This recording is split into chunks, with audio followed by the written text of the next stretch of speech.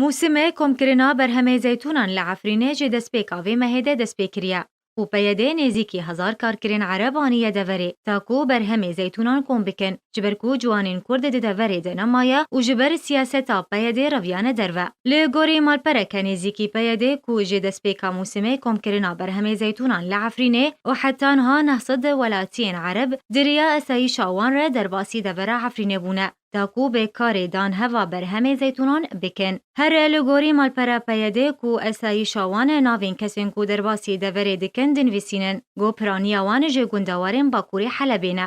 جه آلی کدین و عبدالرحمن آپو اندامی کومیتان آوندی پارتیا دموکراتا کردستان سوریه دو بجداری بولتنا نوچین آرکی بو گوت. اسایی شا پیده جبو آنینا کارکران پریان جو خودانین زویین زیتونان. هروها جه کارکران جی دستینه.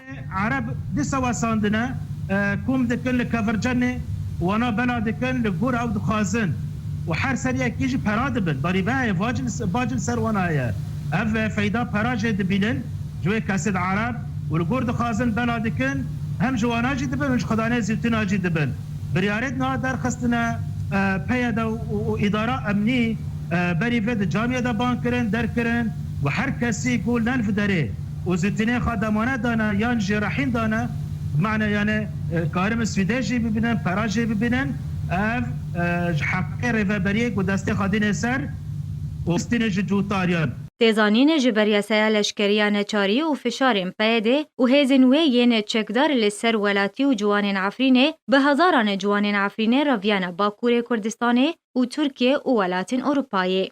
روبره عفرینه نزدیکی 202,000 هکتاره بهتری جنیوی و روبره بدارن زیتونان هاتیه چاندن. اویا که لسر همون افچین گریدای عفرینه تگوتن کو لگوری آمارن وزارت چاندنیه یا رژیم سوریه و لگوری آگاهیان توایا هجمارا دارن زیتونان لعفرینه دگهجا نزدیکی 18 میلیون دار.